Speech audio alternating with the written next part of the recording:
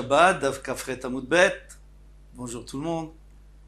Nous avons vu jusqu'à présent, en tous les cas, nous avons essayé de trouver une preuve que la peau de la Behema Tmea peut devenir Tmea lorsqu'elle forme un OL, une tente par exemple, sur un mort.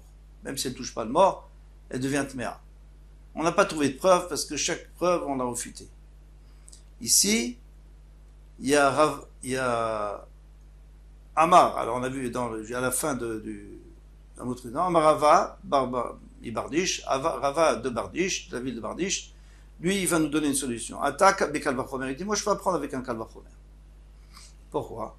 Minotsa Shelizim, les poils de Izim, les poils de chef, on sait très bien qu'avec ça on avait fait le Mishkan. Shen Metame Benegaim. Eh bien, elle ne rend pas tamé Benegaim.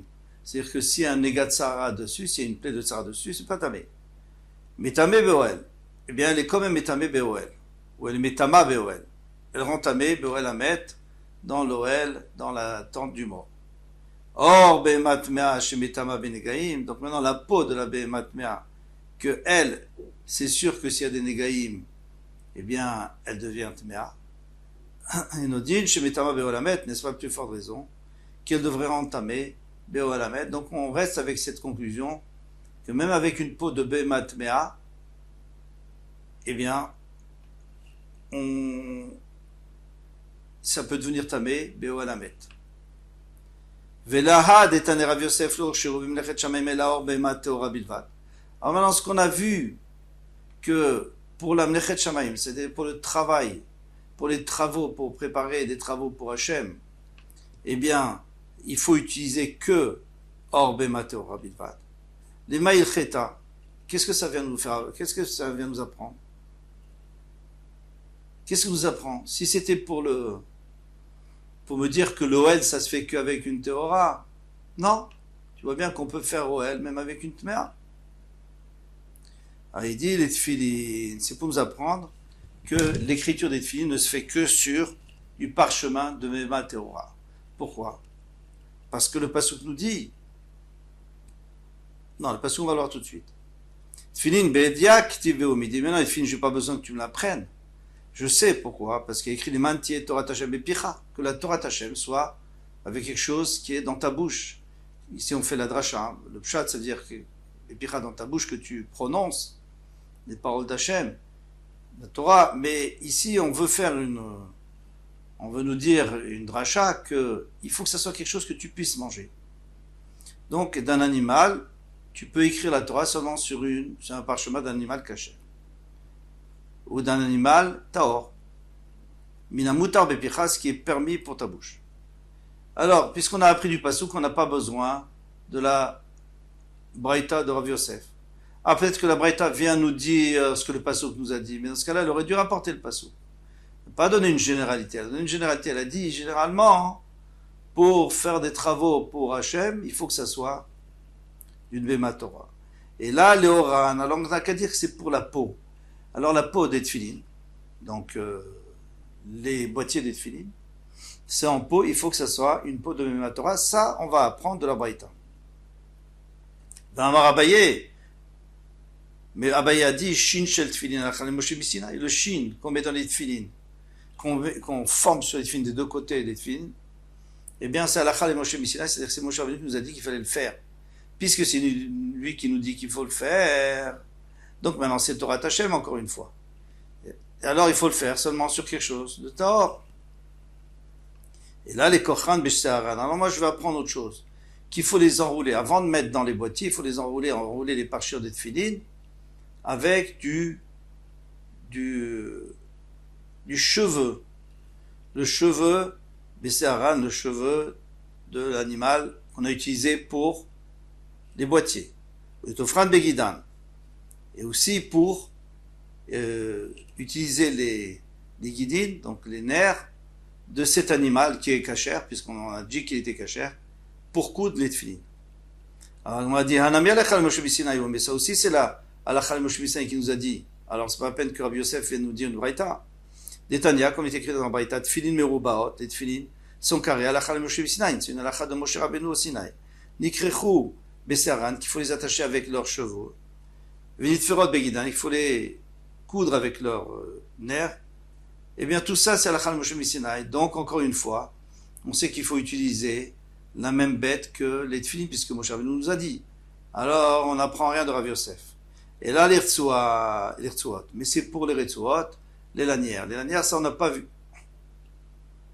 Il fallait utiliser la même peau. Peut-être qu'on aurait pu utiliser autre chose. Il vient nous dire qu'il faut utiliser la peau de Mema Teora. Mais on voit bien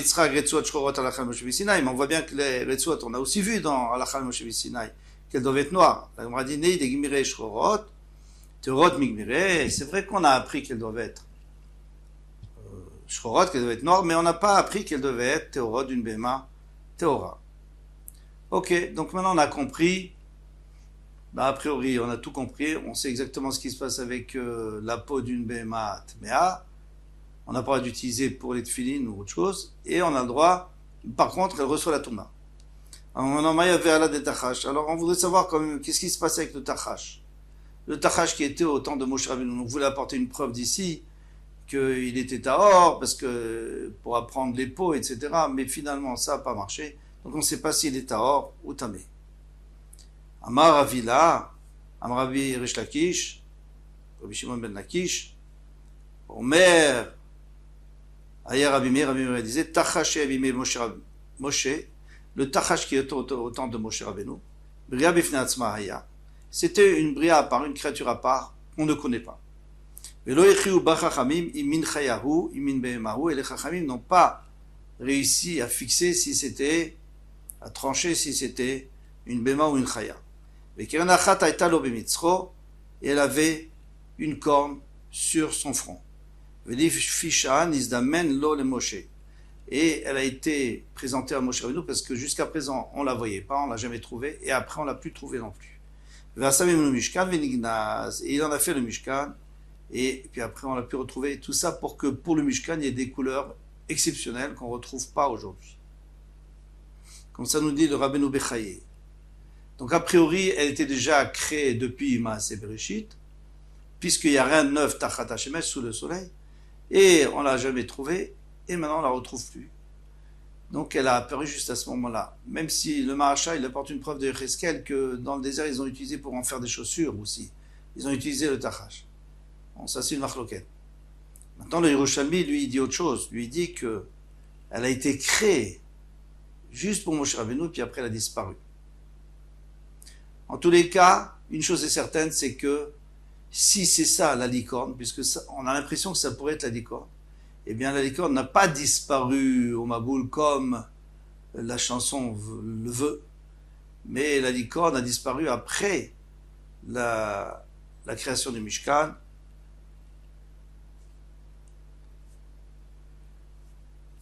Maintenant, puisqu'on dit qu'il y avait une corne sur son front, c'est une preuve qu'il était tahor. Pourquoi? Rav Yehuda a dit que le shor d'Adam Arishon, qu'il a apporté en Korban, on va expliquer quand, chez Neymar, eh bien, il avait une corde, chez Neymar, Vatitav Lashem, Mishor, par Makrim, Mafris. Et c'est David Amelech a dit que mes remerciements à Hachem, j'espère qu'ils seront encore plus forts que ceux d'Adam Arishon, qui apportait un par, Makrim, avec une corne, Mafris, et qui avait les sabots fendus. Alors qu'est-ce qu'on va apprendre ici? On va apprendre ici que notre Tachash, il est kasher, il est tahor. Et aussi que c'est une béma. D'abord c'est une béma parce qu'on n'apporte pas un korban d'une chaya. Donc si le shor qui avait eu une corne était une béma, donc a priori le tachash était aussi une béma. En tout cas on peut imaginer en faisant la comparaison. Et comme lui il était tahor, alors nous on a un principe dans la Gemara que chaque fois qu'il y a un animal qui a des cornes, il a aussi des sabots fendus et il rumine aussi, sauf le chazir, sauf le porc. Maintenant, a priori, on peut apprendre que toute bête qui a deux cornes, elle serait kshera. Le problème, c'est qu'ici, elle a une seule corne. Alors c'est pour ça qu'on a besoin de faire appel au shor de Adam Arishon qui avait une seule corne et qui était cachère. Donc on apprend d'ici quelle est l'histoire d'Adam Arishon. C'est simple. Adam Arishon a fauté juste avant Shabbat, c'était l'après-midi quand il a été créé, l'après-midi avant Shabbat de Erev Shabbat. Arrive Shabbat, la nuit tombe, et lui il se dit voilà, Hachem a dit qu'à cause de la faute du fruit, eh bien, il y aura la mort. Et la mort c'est quoi? C'est la fin du monde. Il fait nuit, et le monde va retourner Tohu Vavohu, au Tohu Bohu. Lui était sûr de ça, il s'est mis à pleurer, Chava s'est mis à pleurer toute la soirée de Shabbat. Le matin, le soleil se lève, Adam Arishon se dit ah, c'est la normalité, que le monde, la nuit est obscur et le jour est éclairé, donc il a fait un korban. Là-bas, il y a une marloquette rishonim, est-ce que c'était un korban Toda pour remercier ou alors un korban Kapara pour être mechaper, pour expier la faute. En tous les cas, une chose est certaine, c'est que ce korban, c'était ce fameux shor, qui avait une seule corne et duquel on peut apprendre pour notre tachash. La Gemara demande, mais il dit Makrin, Tartemashma, quand tu dis qu'il a des cornes, eh bien ça veut dire qu'il a deux cornes, non? Normalement, un shor, tout animal qui a des cornes, il a deux cornes. Makran, c'est-à-dire il n'y a pas d'yud, Ketiv, ça a été écrit. Pourquoi? Pour nous apprendre que il manquait quelque chose, il avait qu'une corne. Demande la Gemara, alors dans ce cas-là, il n'y a pas de problème. Alors c'est une BMA aussi, notre tachash, puisque ça ressemble tellement à ce shor-là. Et on ne connaît pas d'autres BMA. Si, on connaît Kevan, Deika Keresh, de Minchayahu, puisqu'il y a le Keresh. Donc la licorne, que c'est une Chaya. On sait qu'elle a une seule corne. Ikanami Minchaya, Ikalemi Minchayahu, je peux te dire aussi que c'est une Chaya, une bête sauvage. Alors, de quelle licorne on parle? Il y a plusieurs sortes de licornes, puisqu'il y en a une. On avait dit dans le Shalmi qui disait que le tachash c'est le keresh. Et le keresh c'est la licorne. Il y a peut-être plusieurs sortes de licornes. Une qui a existé, que les gens ont vue, et une qu'on a vue, il n'y a que Moshe Rabbeinu qui a trouvé. Alors on continue la prochaine Mishnah. Petit la tabeget shekip la velo va. Maintenant, si il y a un habit que j'ai roulé pour en faire un petit coupon, pour en faire une mèche, mais je ne l'ai pas brûlé avant. Eh bien, Rabbi Eliezer Omer Tmeaï, elle est Tmea. Pourquoi? Parce que c'est encore un habit. Même s'il est roulé, c'est toujours un habit. On ne peut pas allumer. Alors, on va expliquer plus tard pourquoi on ne peut pas allumer. Rabbi Akiva Omer Teoraï, elle est Teora. Pourquoi elle est Teora? Parce que c'est fini, elle n'a plus son chiour. Il faut avoir au moins 3 sur 3 pour les pauvres, 3 doigts sur 3 doigts. Elle a plus son chiour. Ah, tu vas me dire, oui, mais je peux la dérouler. D'accord, mais en attendant, elle a plus son chiour. Et c'est le Tanakama, lui, il va nous dire, Rabbi Eliezer lui dit qu'elle est encore Tmea parce que il faut faire un changement. Il faut vraiment la détruire. Et là, tu peux la rouvrir. Ou mettre les kinba et on peut allumer d'après Rabbi Akiva. Gmara. Bishlama linyan touma beapligé. Je comprends que dans la touma, là, en marloquette, c'est simple. Comme on vient de dire, de Rabbi Eliezer Savar, Kipoul et Nomoïl. Kipoul ne sert à rien. Ou bemilte kaima. Ou bemilte kamaita. Kaima. Et là, sa forme originelle, elle reste toujours. C'est toujours un habit. Tu peux la dérouler tant que tu veux.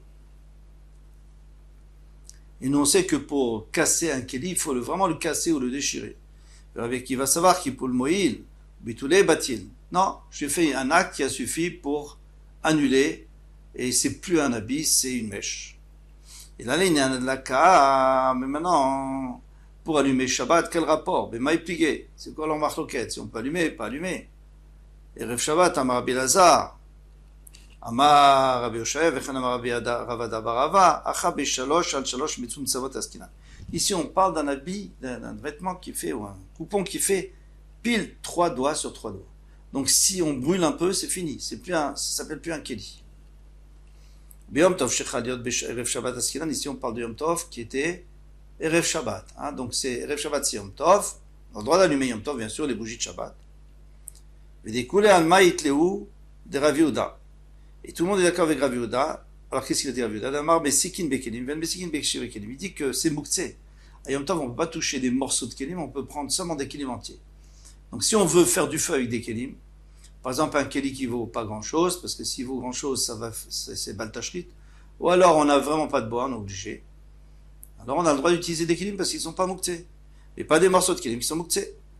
Mais des kouls, al-maït le oula, et tout le monde est d'accord avec oula, des amar, qu'est-ce qu'il nous a dit oula? Des amar oula m'a dit que tsar shiadlik berov ayotse. Qu'il faut laisser l'allumette quand on allume, jusqu'à ce que la majorité de ce qui sort de l'huile brûle. Pourquoi? Parce que sinon ça risque de s'éteindre. Donc maintenant, moi je vais laisser pendant un petit moment, et je vais commencer à brûler la mèche. Rabbi Eliezer Savar qui poulait nos moïles, Rabbi Eliezer lui pense que le fait d'avoir roulé, ça n'a rien servi. Donc j'ai roulé avant Yom Tov, ça s'appelle toujours un keli. Mais qui va de mais pourtant maintenant que j'ai commencé à brûler, Haviale Shever Keli, ça devient tout de suite un Shever Keli. Un keli brisé, pourquoi? Parce que dès que j'ai allumé, il n'y a plus, il y avait pile 3 sur 3. Maintenant il y a un tout petit peu moins. Mais comment je dois rester encore, d'après Oula, je dois rester encore pour brûler plus, je suis en train d'allumer avec des morceaux de kélis, on a dit que c'était interdit, d'après Abiuta. Que quand il allume, c'est avec des morceaux de kélis. C'est pour ça que c'est interdit. Rabbi Akiva savoir qui poule moïl. Rabbi Akiva lui dit non, moi je l'ai plié avant Yom Tov, c'est bien, c'est plus un kélis, c'est un morceau de kélis. Ven Torah de kéli alav. Donc c'est même plus un kéli du tout. Et puisque j'ai préparé cette mèche, c'est comme si j'ai pris un morceau de bois. J'ai le droit d'allumer avec une mèche que j'ai préparée, même si c'est pas un kéli, bien sûr. Amarav Yosef, Yosefani, Aïnou de Tanina, c'est ce qu'on a enseigné, Shalosh al Shalosh. Alors moi, une fois, j'ai appris de mon maître, Tanina, Shalosh al Shalosh Metsun Samot, qu'on parlait d'un coupon qui faisait 3 sur 3 piles. Jusqu'à présent, je ne savais pas pourquoi on m'avait enseigné ça. Maintenant, je comprends pourquoi. C'est pour cette Mishnah. Parce que si elle fait plus, c'est pas grave. Je l'allume. C'est toujours un keli. J'ai pas de problème.